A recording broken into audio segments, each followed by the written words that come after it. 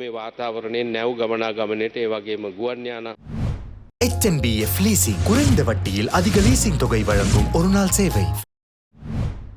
யுத்த நிலைமையால் கப்பல் போக்குவரத்துக்கும் விமான போக்குவரத்துக்கும் தடை ஏற்பட்டுள்ளது. எதிர்பார்த்த அத்தியாவசிய சேவைகள் கிடைப்பதில் சிக்கல் நிலைமை உருவாகியுள்ளது. எதிர்வரும் சில வாரங்கள் தீர்மானமிக்கவையாக அமையும். அத்தியாவசிய சேவைகள் தொடர்பில் விசேட கவனம் செலுத்த வேண்டும். அதற்கமையவே அவசரகால சட்டத்தை நீடிப்பதற்கு தீர்மானித்தோம். தொடர்ந்தும் மக்கள் இடைத்தங்கல் முகாம்களில் வாழ்ந்து வருகின்றனர்.